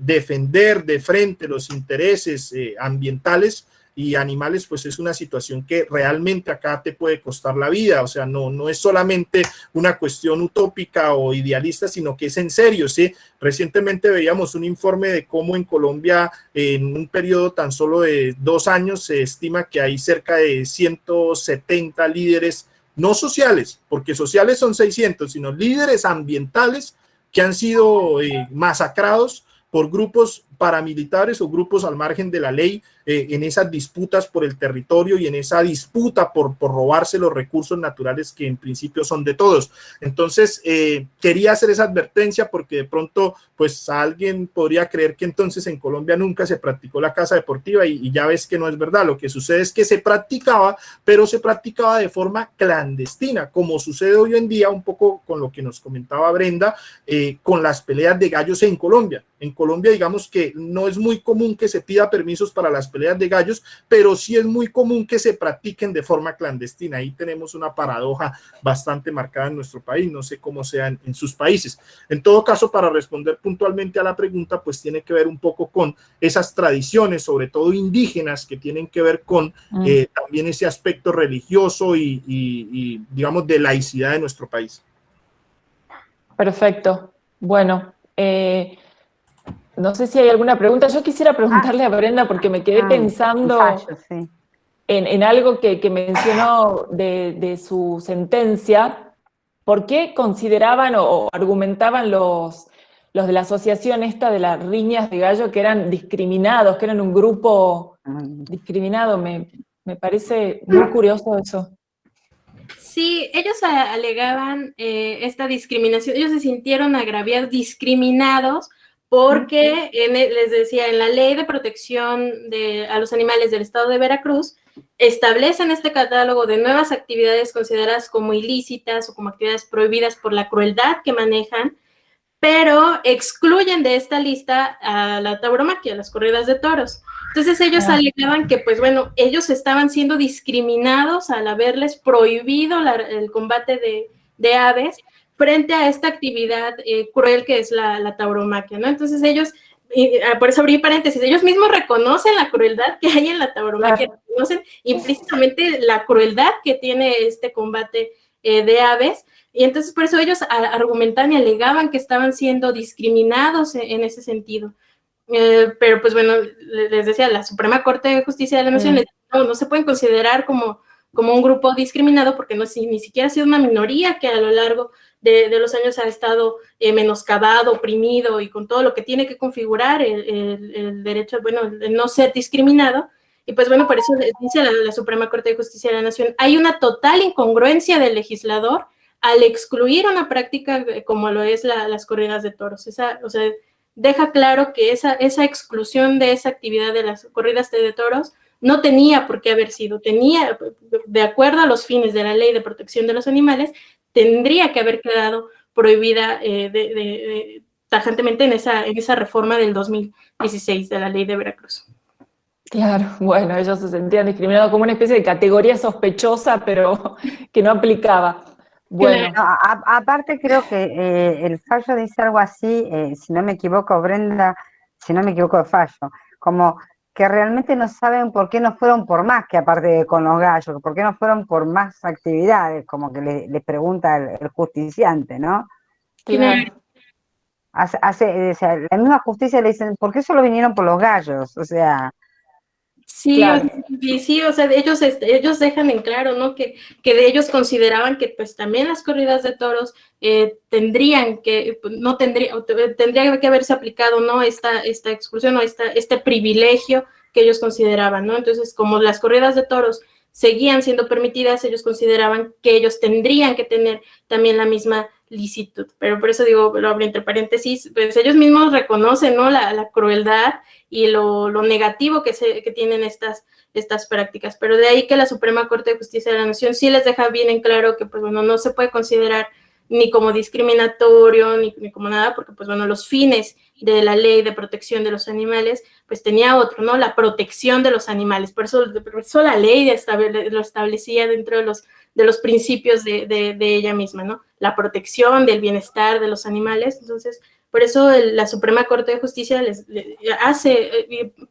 lo deja muy claro, ¿no? Esta incongruencia del legislador que no tenía que establecer estas exclusiones. Entonces, por eso yo decía, bueno, es muy necesario que ahora a partir de este precedente, pues también a nivel federal, pues se vayan armonizando todas las legislaciones de protección y bienestar animal, porque pues en todas existe esta exclusión, bueno, a excepción ya de Quintana Roo, que recientemente si prohíben las corridas de toros y pues el combate también entre animales. Pero pues bueno, también es muy interesante ver la próxima iniciativa de Ley General de Bienestar Animal, porque también volvemos al mismo punto. En esta iniciativa se está excluyendo las corridas de toros y habrá que ver cómo vamos a tener que, cómo se va a tener que frenar, ¿no? Esta búsqueda de licitud de las corridas de toros, porque insisto, ya existe este precedente que es muy claro, que sí establece que hay toda una legitimidad y todo un constructo para restringir derechos humanos, que no, las corridas de toro, los combates entre animales no pueden ser amparados ni por ninguna constitución ni por ninguna ley. Entonces, insisto, va a ser muy interesante ver cómo va a salir esta iniciativa de la Ley General de Bienestar Animal frente a esta sentencia, la 163 de 1 del 2018. Claro, y además en clara violación a las observaciones del Comité de los Derechos del Niño, porque ya lo dijo a Portugal, lo dijo a España, insiste permanentemente, sistemáticamente con eso, y bueno, nada, oídos sordos. Es muy llamativo eso realmente, es tremendo. Bueno, acá tenemos, Gabriel Rodríguez dice, la corrida de toros yo la veo como un supuesto de casa deportiva. ¿Cómo diferenciar el dato de tradición cultural y el ejercicio de un deporte que no es deporte? Pregunta Gabriel Rodríguez. Para quien quiera tomar la pregunta, porque no está dirigida a nadie. Bueno, lo primero es que los animales no hacen deporte. También, sí. Sería lo principal, tal cual. No hacen deporte arreglados como nosotros queremos. O sea, llegado el caso, nosotros los hacemos hacer un deporte porque nosotros consideramos. Pero que yo sepa, los animales no solos, pues sí, corren, salten, pero no como un deporte, sino como parte de sus actividades. Es interesante, si me permiten, Vicky y Elisa, tanto en la 163 diagonal 18 que expuso Brenda, como en el precedente que se quedó ahí un poco durmiendo el sueño de los justos, pero estoy segura que en cualquier momento que alguien vuelva a querer interpelar el tema de la inconstitucionalidad de prohibir las corridas de toros, va a volver a salir a la luz este proyecto ya como algo listo, ¿no? Es decir, está la espada de Damocles encima de los taurinos ahí. En ambas resoluciones, la Corte, porque fue proyectada, es interesante porque fue proyectada por la misma sala, por los mismos ministros, entonces tienen argumentos muy, muy similares tanto para prohibir peleas de gallos como corridas de toros. Y en ambos proyectos, en ambos precedentes, señalan que ninguna actividad humana, trátese de cultura, de expresión cultural, expresión deportiva, religiosa, etcétera, estará protegida por la Constitución si involucra el maltrato a los animales no humanos. Y esto es bien importante porque no solamente abre la puerta para la eventual prohibición a nivel nacional de los combates de animales o de la lidia de toros, sino también de un tema que comentaba Duván en su ponencia, el tema de las prácticas religiosas que también están muy arraigadas en nuestro país y que tienen que ver pues con muchos ejercicios de maltrato animal, ¿no? Sacrificios rituales, la utilización de animales para medicina tradicional, etcétera, ¿no? Entonces, deja muy clara la Corte que independientemente del nombre que le quieras dar a la actividad, tradición, cultura, deporte, religión, etcétera, no va a estar protegido si implica un tema de maltrato animal porque es un principio constitucional implícito que sustenta, y así lo dice la Corte en ambas resoluciones, que sustenta el Estado constitucional y democrático de derecho en México. El respeto a la protección de los animales es uno de estos principios pilares de nuestro sistema constitucional. Excelente. No sé, solamente si me permiten hacer un paréntesis, pero para responder a Gabriel también, en Colombia el tema de las corridas de toros ha tenido, digamos que un desenvolvimiento en particular, ¿sí? Tiene una legislación en particular, tiene, digamos, unas cuestiones normativas en particular, está reglamentada de forma independiente, pero naturalmente es supremamente inteligente e interesante la interpelación que hace Gabriel, ¿cierto? En el sentido de cómo se puede entender también, digamos, bajo la misma línea, sobre todo de prohibición de las corridas de toros en nuestro país. Y contarles sencillamente algo rápido. En Colombia hay una sentencia que es la 666 del 2010, ¿cierto? Que fue la que empezó a poner, entre comillas, algunos frenos a la práctica de la tauromaquia, porque eso sí que era una situación o un espectáculo que se practicaba en gran medida en nuestro país, ¿cierto? En gran medida en nuestro país se practicaba, pero a partir de la sentencia 666 del 2010, se tiene que demostrar que hay un arraigo cultural en esa ciudad o en ese territorio donde se pretenda desarrollar para poder obtener la licencia o la autorización para la realización de las corridas de toros. ¿Qué sucede con esto? Esto ha sido un arma de doble filo, porque por un lado, pues entre comillas, gracias también al trabajo de muchos proteccionistas, teniendo en cuenta que en muchas ciudades por un tiempo no se otorgaban esos permisos, alegando ellos que no había esa continuidad, así se empezaron también a descontinuar los permisos para las realizaciones de corridas de toros en nuestro país. Sin embargo, hay unas ciudades como por ejemplo Manizales, como por ejemplo Cali, ¿cierto? Bogotá ya no tanto. Ustedes saben que en nuestra capital ha existido una discusión bastante fuerte alrededor de la prohibición o la permisión de las corridas de toros, pero termino cerrando solamente un elemento. Es tan curioso que en Colombia ha llegado varias veces a la Corte Constitucional el tema de las corridas de toros, se ha permitido, se ha prohibido, pero lo que sí es bien curioso es que en el año 2019 la Corte Constitucional, bajo la teoría de la anulación de sus propias decisiones, por ahí los que somos constitucionalistas en algún momento haremos nuestro juicio académico alrededor de esa teoría de la anulación de sus propias decisiones, terminó anulando algunas decisiones un poco, entre comillas, favorables en la perspectiva de prohibición de las corridas de toros. Y termino diciéndoles algo, las corridas de toros en Colombia, supongo que en los otros países también, tiene que ver mucho con un elemento ideológico, cultural, social, económico e incluso de jerarquía, ¿cierto? O sea, aquí no tiene que ver solamente con la práctica del espectáculo con los animales, sino que tiene que ver también con un tema de posición económica, estrato social, político e incluso ideológico. Y por ahí va la pelea y luego nos encontraremos para hablar también de corridas de toros en Colombia. Bien, perfecto, sí. Bueno, muy interesante. No sé, creo que el doctor Duban dejó acá unos links donde están el artículo de maltrato animal en Colombia, creo, también, y la sentencia. Así que, bueno, cualquier duda también pueden consultar ahí. No sé si hay alguna otra pregunta, alguna duda. Si no, bueno, vamos. La verdad que sí, bueno, un lujo las ponencias. Acá los felicitan a todos. Podemos ir cerrando, entonces les dejo la dirección de la página web del Centro de Estudios de Derecho Animal. Ahí también hay un artículo del doctor Duban, hay otros artículos, y está el libro de Miradas Latinoamericanas de Derecho Animal, para los que, bueno, quieran descargarlo, lo pueden hacer de manera gratuita, y hay muchos artículos de varios autores. Contratar a alguien para que haga ese trámite. No. Así que, bueno, hay alguien con el micrófono abierto. Bueno, muchísimas gracias a todos. Creo que ya estamos en... ahí está.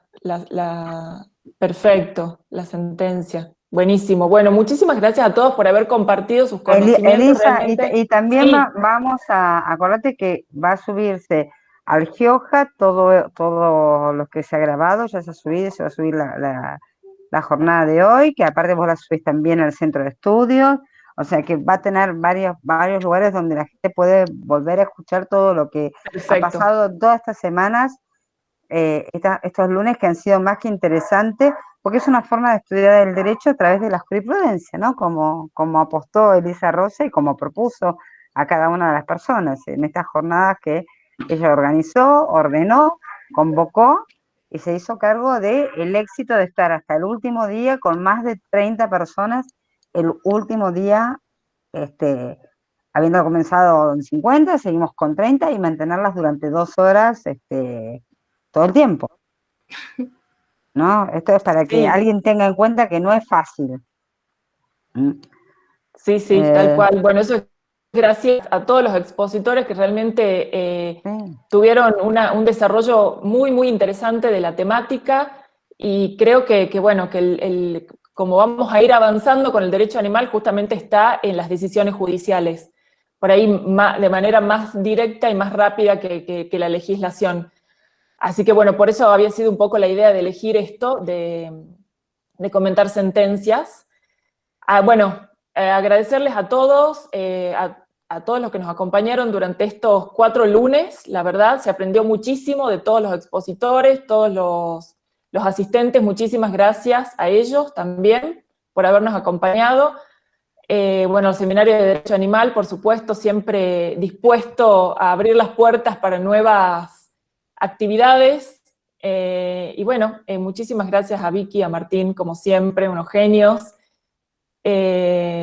Bueno, no El sé si genio de alguien... Martín, yo lo único que hago es pongo la cara. Bueno, ni siquiera estoy poniendo la cara, estoy poniendo el simbolito.